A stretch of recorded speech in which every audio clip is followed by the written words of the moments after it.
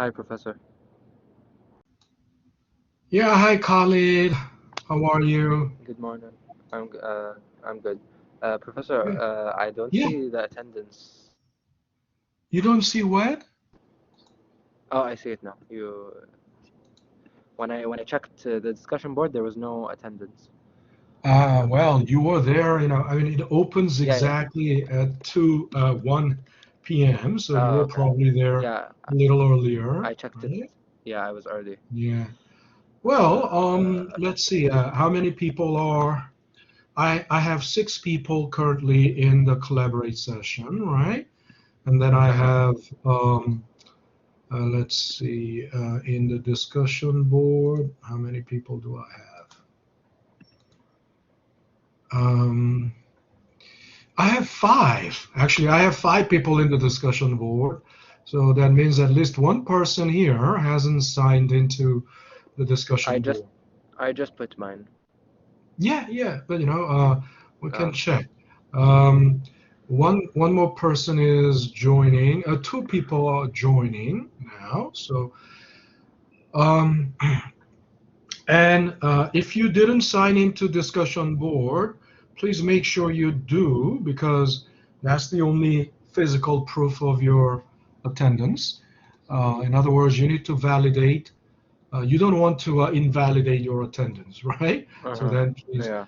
So I see now 10 people, 10 people, but I see only 8 people here. So I'm sure two of them will be joining us shortly. Now, I just want to uh, take your attention, call your attention to the assignment board. Assignment, what do I call this? Assignment section or whatever.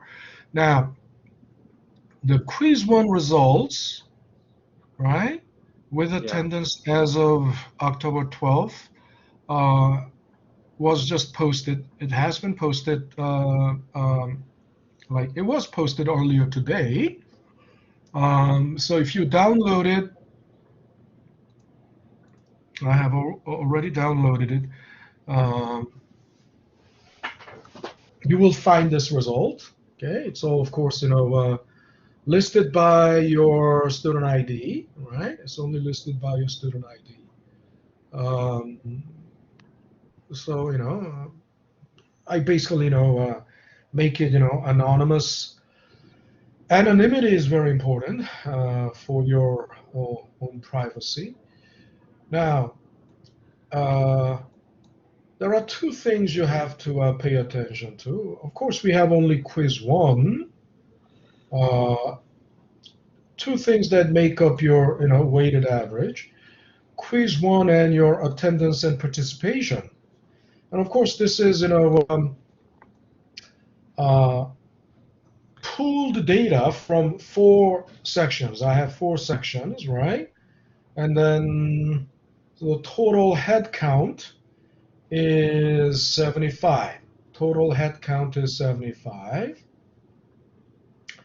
And quiz one alone, and the weighted average, the mean of the weighted average is 11.24, maximum is 21.72, minimum was 0.1. So why 0.167 means only one attendance, just one attendance. Now, the weighted average is based on, the policy grading and exam policies set forth in the syllabus. 20% of your grade comes from quiz one, another 20% from quiz two, 25% from midterm, 25% from final, and then 10% from attendance. Uh, Professor, so when's basically, the midterm? what? When is the Uh, midterm? Let me get to that later. Okay, let me Okay, first. So, no problem. of course, midterm, quiz to final. These data series are uh, absent now. I mean, they are because they are non-existent, right? They are not existing yet. But once you do midterm, quiz two, gradually they will fill in. As they fill in, this will come to more closer to like 100, distribution of, scores around some mean of 60 and distribution around it. But so right now, all I have is quiz one and attendance, right? Based on that, these are the weighted averages, and the mean of the weighted average is like this, okay? And then as for quiz one, mean of the quiz one is 73, almost 74. Standard deviation was like 14. Highest was 100, lowest 36. But look at the head count. Only 49 people did it. No matter what, I don't know. Either, they may have had some emergency. What are But, you talking about? Sorry, I'm so sorry. I just had to do. What are you talking about? the quiz one. Look at the quiz one. Oh, The head count is only 49. Well, some people may have had emergency, right? That's possible. uh-huh. But it was pre-announced, a week ahead, at least a week ahead was pre-announced, and you had 3-day window, right? And you had 120 minutes within those 3-day window. So unless people had emergency throughout the entire weekend, right? Not doing it means simply they're not, they're not,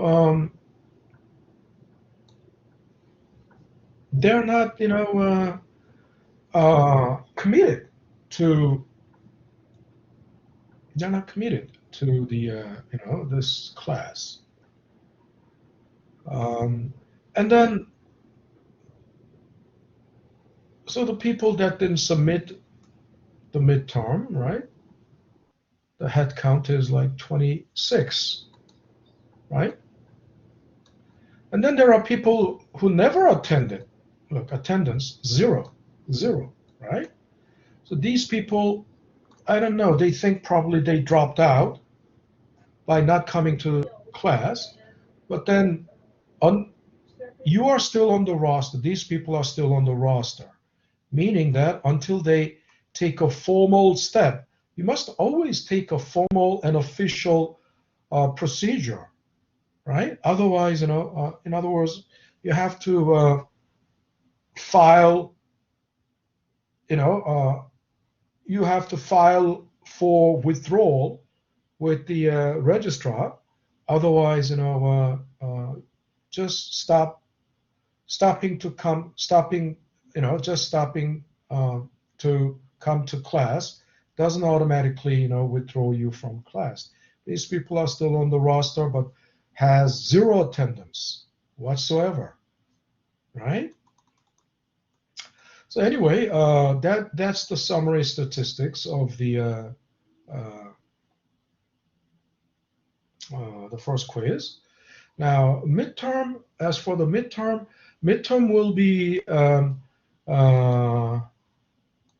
after we finish topic 3. Okay? So we are currently into topic 2, right? And then topic 3, currently in topic 3 we are. And then we almost, you guys,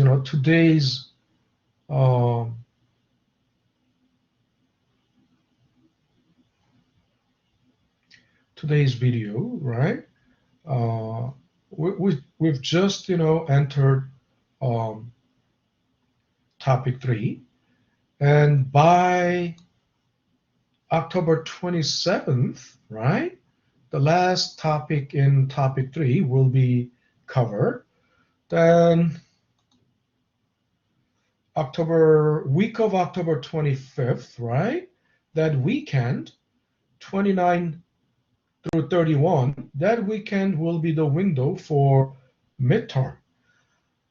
But remember, please remember, from midterm, everything will be on connect. Everything will be on connect. Okay.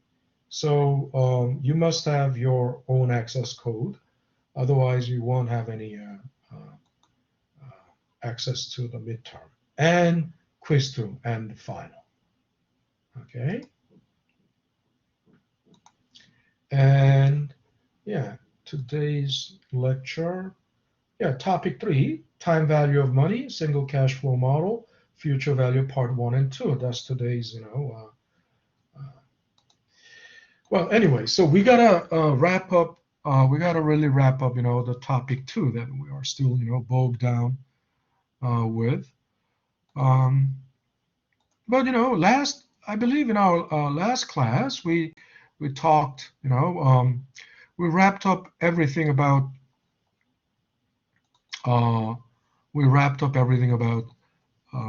income statement, I believe, and a large chunk of the time was spent on discussing corporate tax.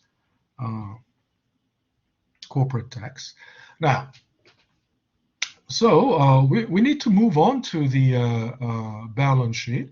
And at the beginning of this topic, I made it very clear that the purpose of the income statement and the purpose of the balance sheet are different.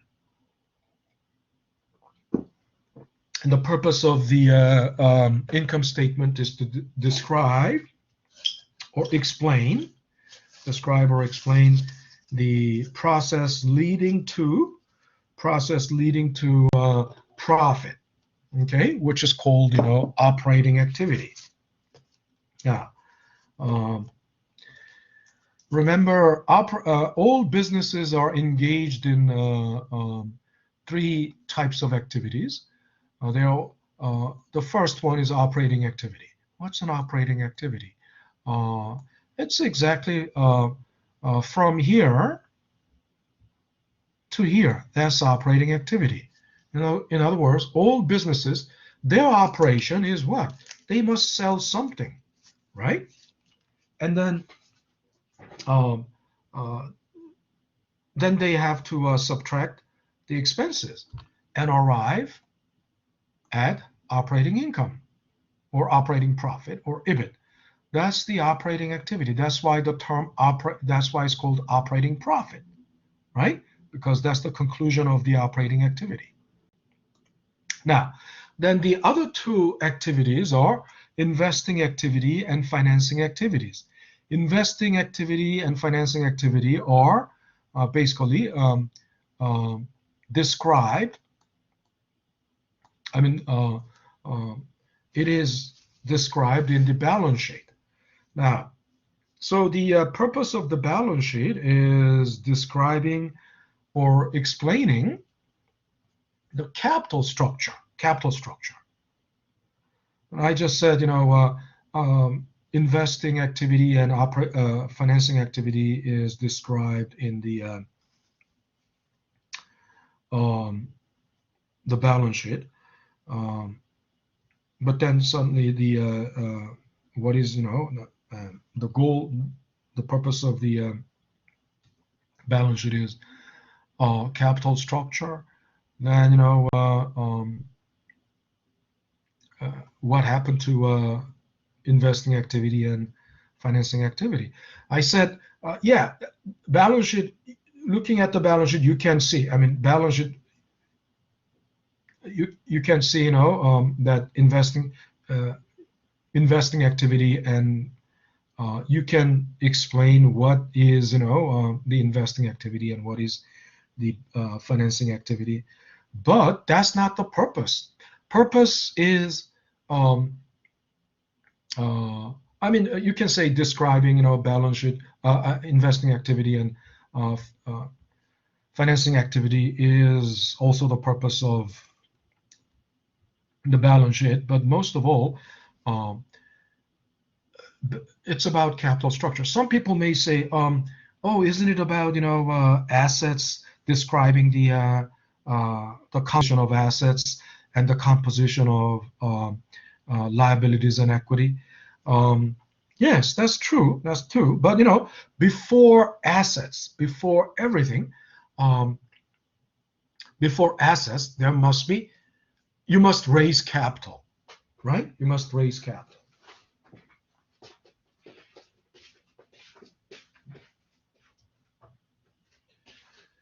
So in other words, to start a business, you must have capital first, right? Then how do you raise capital? First of all, what kind of business are we talking about? I'm I'm assuming a computer manufacturing business, manufacturing. Now, there is no denying, right, the importance of manufacturing. Why? Manufacturing has, no matter what they call, fourth industrial revolution, blah blah blah. Yeah, it's um, um, but even fourth industrial revolution, it's all based on IT. It's all based on technology, especially information technology. And still, information technology is based on manufacturing. You have to have, like, memory chips. You have to have, computers. You have to have, all these, IT equipment that are manufactured, right? When we say fourth industrial revolution, it's moving away from traditional manufacturing, like, mechanical, right? Mechanical equipment. We are now fourth industrial revolution is based on IT, right? Information technology, which is less mechanical, but there's it's electronic basically. Um, but then it is all still and the importance of manufacturing from macroeconomic perspective is that it has it provides jobs that job security, jobs with job security, right? It requires high skilled workers, highly skilled workers, well trained, highly educated workers, um, but with uh, uh, permanent uh, permanent jobs with job security come from the job that stays there, right? And for any job to stay in one place, it has to be based on, it has to be, like uh, it has to have a plant, right? Yeah. Someone was trying to say something. Was someone trying to say something? I heard someone. No. All right. So let's assume. So you want to start up this, computer manufacturing company, and it's a manufacturing. Obviously, one most typical characteristics of manufacturing is plant and equipment. Isn't that right? There can be no manufacturing without plant and equipment, right? First, there has to be the plant and equipment, and you have to have building on standing on a piece of land. Building is separate line item from plant. Why? Because plant is plant. It's factory. Building is like office building, right? So, and so to just to have plant and equipment and building alone, you need about $10 million. Let's say you need about, that's 9.5 million, but let's say roughly $10 million. So how do you raise $10 million? You need the capital of 10. Most manufacturing, I mean, if it is like high tech, the plant will cost at least tens of millions of dollars, or even hundreds of millions of dollars, right? And that's what I meant by sunk cost, initial investment. Remember, initial investment, total fixed cost, initial investment, right? Initial investment will have to be sunk cost, right? There will have to be sunk cost, literally, because you cannot start while the plant is being built, right? You can do nothing. You have to sink your investment into it, and then after it is built, then you can start the production and generate cash flow, right? Now the plant and so you need $10 million. So how do you raise that capital of $10 million? How do you raise the capital of $10 million? Huh? Theoretically, there are only two sources of capital, two sources, equity and debt. So suppose you go to the bank, right? Let's say you go to the bank, try to borrow 10 million. Realistically, there's no chance you'll get rejected. Why? Because you're just a startup, and the startup is a big question mark. You have no track record, right? No track record of any profit, any sale, any profit whatsoever. You're just an entrepreneur with an idea, and you have no collateral. I mean, if you can put up a collateral, then they might consider it. But you have nothing, no collateral. So you want loan from the bank is almost an impossibility. It's an impossibility. Okay, but just to make our thought experiment feasible, because we are just having a thought experiment. Let's assume that you got a loan from the bank. Okay, and if you loan from the bank is 3.5 million and it's mortgage, then look at this. Look at the other side. Building and land 3.5 million. So what is that telling you? Oh, you got a mortgage because you put up the building and land as collateral. Yeah, I've been telling you, the bank will lend. The bank will lend money, right? If there's a collateral. And usually when you buy a house or buy a car, the house and the car automatically become collateral. It's called self-collateralizing. They are self-collateralizing, right? So they can, with the loan from the bank, 3.5 million, you bought building and land. And of course, you cannot sell bonds because you're just a startup. You're not accepted in the stock exchange or bond exchange because you don't have any track record. But just to make our thought experiment feasible, let's assume things were magically right. Things were magically made all favorable for you, so you could sell bonds.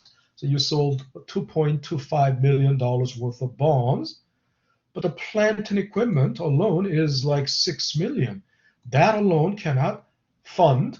This alone cannot fund the plant and equipment. So obviously, the long-term debt alone is almost 6 million. Long-term debt alone, right, is almost 6 million. The other 4 million came from equity. So again, equity means it came from the stockholders, the shareholders. But how can you have shareholders? You are an entrepreneur with only an idea.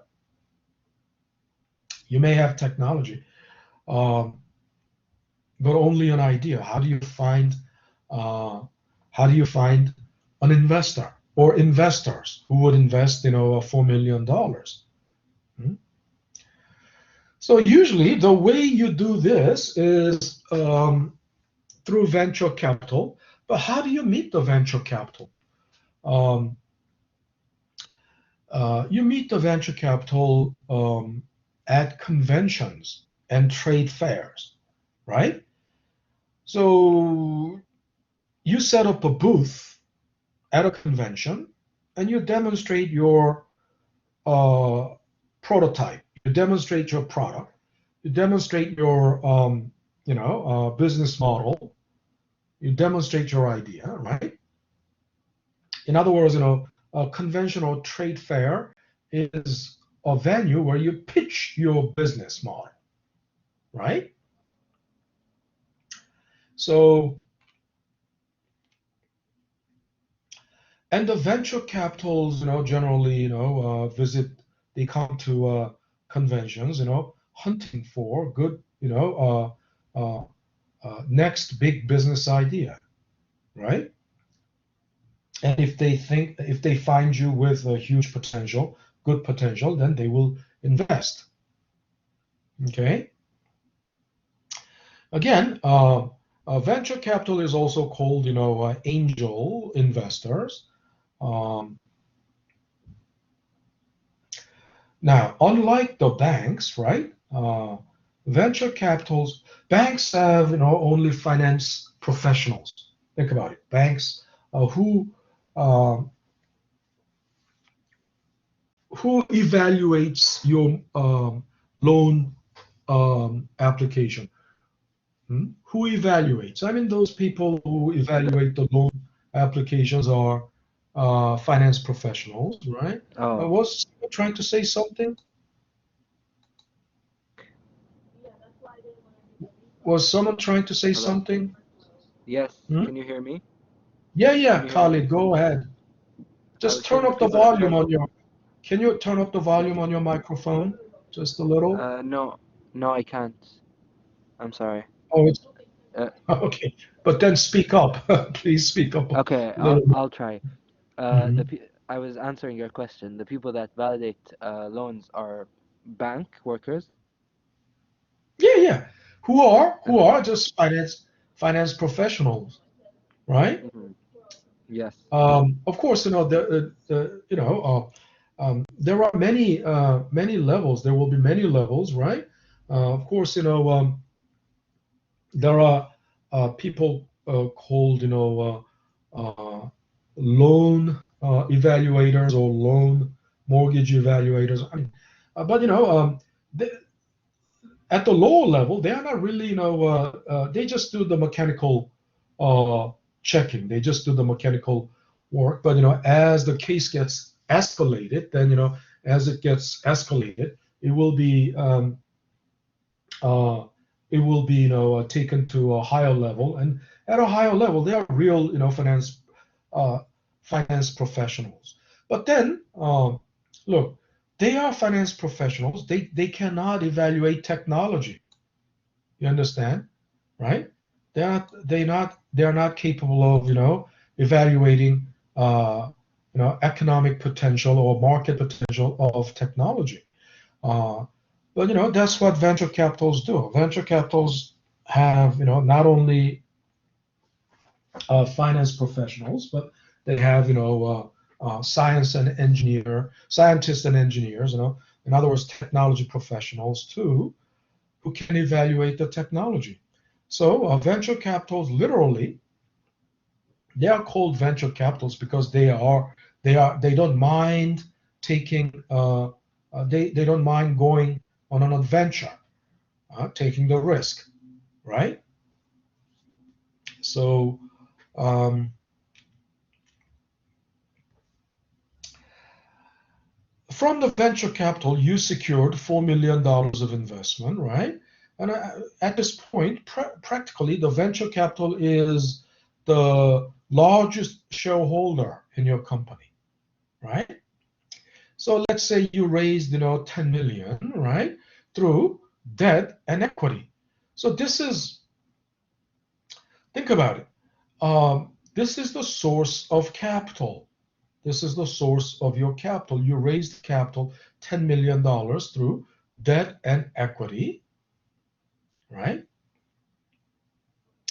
Um, and when we say, and this $10 million that you raised through debt and equity transformed into plant and equipment and land and building, right? And of course, just because you have plant and equipment, land and building, that doesn't mean you can already, start the production. You will need working capital. You will need working capital. This is called working capital, right? Short current assets, another name for current assets, and uh, plant and equipment, building and land. They are called long-term assets or fixed assets, physical assets, or real assets. They go by many different names, or non-current assets. But think about it. Literally, physical assets, real assets, fixed assets is self-explanatory. Aren't they physical? Aren't they real? Right? Aren't they fixed? Right? And then manufacturing, because manufacturing has this characteristics, right? It is actually, manufacturing is a very good example for um, explaining balance sheet, right? I mean, for pedagogical purpose, manufacturing, it's only natural that the manufacturing will be the model. Now, and then, as opposed to, you need working capital until you produce your first batch of products and sell them and generate income from them, right? You need working capital to support that, to support the company, to support that production activity until the first batch of sale and first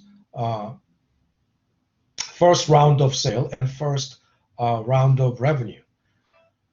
So current assets are also called working capital, also called, it goes by many different.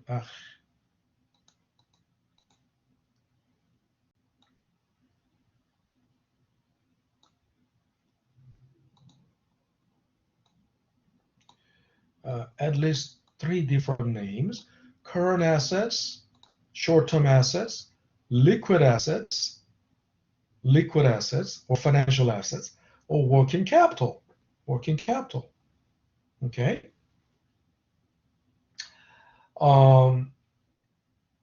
So we need to define what assets are. Assets, basically, in accounting, they say assets. Assets are equal to liabilities plus equity. Yes, true. That's called accounting equation, and it's rather identity than equation. Identity is, a kind of equation, which is always true, and the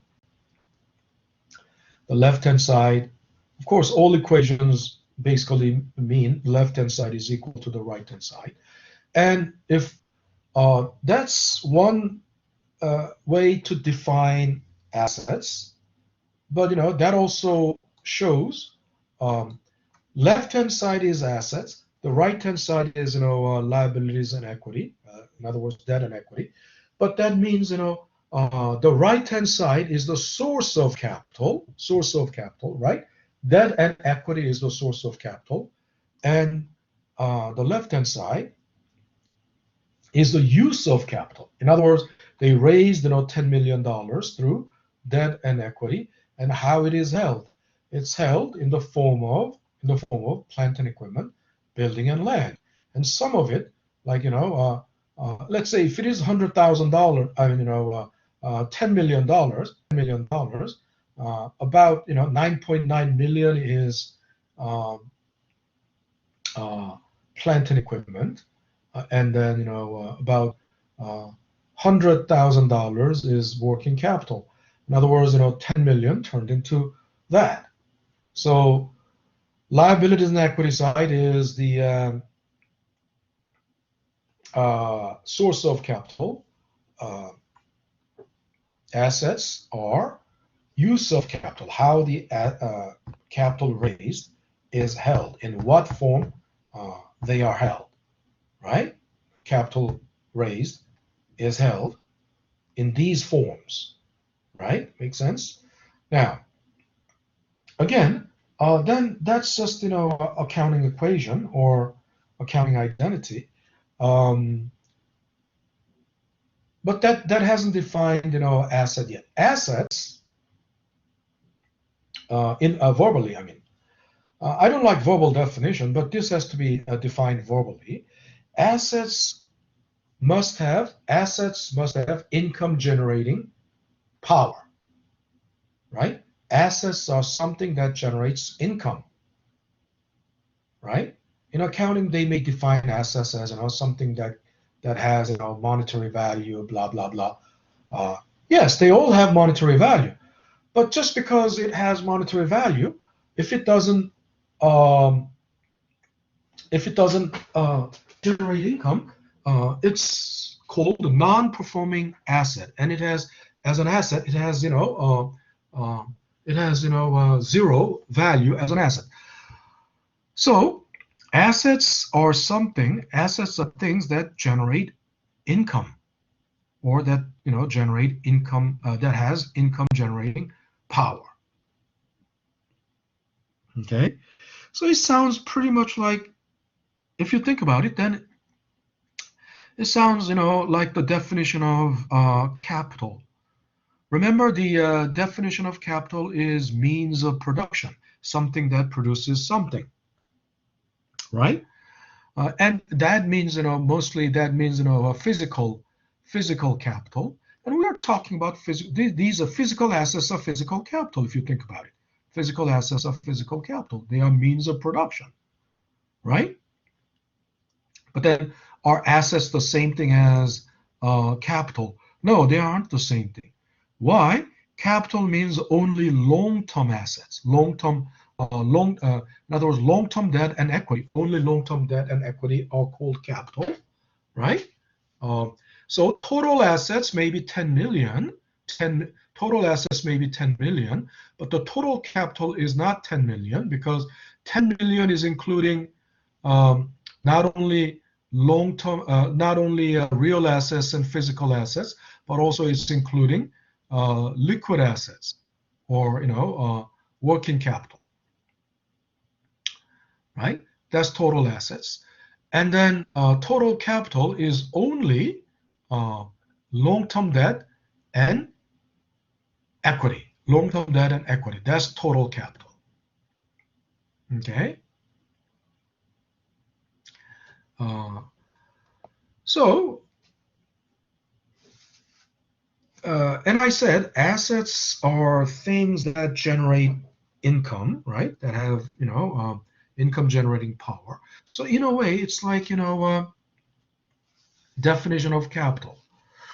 Yeah, they are similar, but if you think about it, capital means, means of production, right? So then the output of the production is usually physical merchandise. So it doesn't have to be physical. I mean, it can be intangible good, right? Output can be an intangible good, but generally, uh, the output of the means of production is, finished goods, the merchandise, right? Now, if uh, assets generate income, that means these physical assets produce output, right? And if you sell those outputs, then that's income. So in other words, if you think about it, it only means, it's like the distinction between the real side and monetary side. You understand? These physical assets produce output, right? And the output would be like 1,000 computers, 1,000 Model X, Dell Model X computers, right? So 1,000 Dell Model X computers, that's in units, right? You count them, outputs are counted in units, and then you say, right, 1,000 units of Dell Model X. But if you assign dollar value on it, right? And if these, computers are, Dell sells it for $300, and I told you that's called X factory price, the manufacturer's price, right? 300. And when it goes to the retailer like Best Buy, it may sell for $400 because retailers have to mark it up for their own, profit margin of $500. But from Dell's perspective, manufacturer's perspective, their output, 1000 Model X, dollar value of that, which is revenue, will be 300,000, right? That's the income those plant and equipment, the physical assets generated, right? So when you say capital is means of production, right? Yeah, these means of production, right? Fixed assets, physical assets, real assets, they produced 1,000 Model X computers, right? In dollar values, they are $300,000. And if you express it in dollar values, then that's the income, isn't it right? That's the income. Yeah. Yes. Income these assets generated, right? So assets must generate income. Now, Uh-huh. if they don't generate income, they are called non-performing assets. For example, let me give you an example. Suppose you have 100 square feet of land, 100 square feet of land in Midtown Manhattan. Okay. Now, of course, Midtown Manhattan, that lot would be a prime, obviously, Yeah. very valuable lot, isn't it Would right? cost It's a million. prime location, right? Yeah. But 100 square feet is, actually not that much. If you think about it, it's just 10 by 10, 10 feet by 10 feet, isn't it Yeah. right? Yeah. 10 feet by 10 feet. So what do you do with this, 100 square feet? Hmm? Mm. Not much, I mean, if you leave it, it's an empty lot. I mean, it's too small to build anything, but uh, You can make but you if can you make like idle it, right, that uh-huh. prime real estate is being really idled. In other words, it's non-performing asset, Yeah. right? It's a waste. It It's a doesn't waste. generate any income. But let's say in this 10 by 10, 10 feet by 10 feet space, I believe you can at least park three cars, three minis, at least three minis, Uh-huh. right? You may not be able to park a limo, right? You may A not be hundred able to square park in a 100 hundred square square feet. feet? Can Yeah, you because park it's only 10 by 10, 10 feet by yeah. 10 feet. Can Or you maybe can you one like limo, yeah, can you even fit three cars maybe inside one a hundred limo, square feet? right? But Uh-huh. not more than three cars or three Yeah. minis. Yeah. Yeah, but I think you need to if you fit like park at one least car 3 minutes, that generates income. income. Yes. It's an asset now, Especially in New right? York. When it was idling, it's a non-performing asset. It didn't have any value as an asset. Now, Uh-huh. as you start parking three cars, right? It's now a performing asset. It has asset value. It's generating income now. And then if you build a parking structure, let's say 20-story parking structure, it's possible. You can build 20-story parking structure. I mean, maybe not a building, but a parking structure, 20-story parking structure. You can park it's 20 stories. You can park 60 minis. Isn't that right? Yeah. So then the asset value of that, 100 square feet of land in Midtown Manhattan has, uh, significant asset value, Yes. right? Lots of money. So asset has a income generating, asset must have income generating capability. And think about it, business, a company is a vessel. I've been telling you over and over. A company is nothing but a vessel. Vessel for what? A vessel to generate income, cash flow, right? For the owners. Isn't that right? Mm. And the company that has more assets, and the size of the company is basically uh, size of the company is defined by its asset size, right? Think about it. Yes. A company with this company size of the plant of this company is restricted only by this $10 million. I mean, uh, if you have $100 million, then you can build a plant that's 10 times this plant, and your income will be most likely 10 times greater. Make sense? Hmm? Size of the Yeah. company is basically the size of its asset size, right? So uh, that defines what asset is, right? And then before assets, you must raise capital, right? And capital Yeah. comes from, in this example, 40% out of 10 million, about 6 million came from debt, and about 4 million, exactly 4 million came from equity, and then the 60% debt, total assets come, 60% of the total assets comes from debt, 40% comes from equity, and that's called capital structure. That's called capital structure. Make sense? That's why I'm saying the purpose of the balance sheet is to describe the capital structure, because before assets, then there's debt and equity before assets. You must raise capital first. Then, depending on the structure, capital structure, right? Now, do you think the capital structure of this company is sound? Does it look sound to you? Capital structure of this company's, Uh, huh? I can't see it. 60% is debt, Uh, 40% is equity, right? no, 60% is debt, not sound. 40% is equity.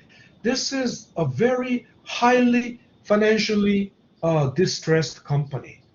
Yeah. Isn't that right? In other words, Yeah, it's bankrupt or normally negative. the optimal capital structure is found somewhere between 70% equity, 30% debt, and somewhere between 70% equity, 30% debt, and 60% equity, 40% debt. Okay, optimal capital structure is somewhere in between, and that's empirically so. Um, Mm. this company has too much debt, meaning they are heavily burdened Yeah. to service the debt. No wonder why this company has What do is they do? ending up in I don't ending up in negative profit, right? Yeah. Operating income is already negative, and they have too much um, interest isn't that much in this case, but um, Yeah. most of the They times, they if file. the company, yeah, if the company has too much debt, if the capital structure is uh, skewed more to debt, then uh, the burden of paying interest, and sometimes also principal, is suppressing. I mean, it's gonna dry up exhaust all its earnings in paying interest, servicing the debt. Okay, so no wonder this company was like, but that's capital structure. Okay, so we're out of time. We're out of time now, so I'll have to stop it. I'll have to call it a day. So Mhm. I will see you guys on Monday. Have a a great rest of the afternoon, and Thank you. all righty, you're welcome. I'll stop sharing, and Do we have I'll any stop. assignments? No, no, not at this time. I mean, the only assignment is on Connect, and I guess like chapter 4 assignment has been automatically started. They automatically get, activated by schedule. So if So, so cha- do we check chapter 4 Connect? is, on Connect. Yeah, So there's homework on Connect. yeah, yeah. All chapter Okay. problems, right? Chapter problems. All right. All righty. Okay. I'll see you. All right. Take care, Aura. All Thank right. Thank you. Have a good you. afternoon, everyone. Thank Okay, you. I'll bye have to bye. stop. All right. Bye bye. Stop recording and sign out.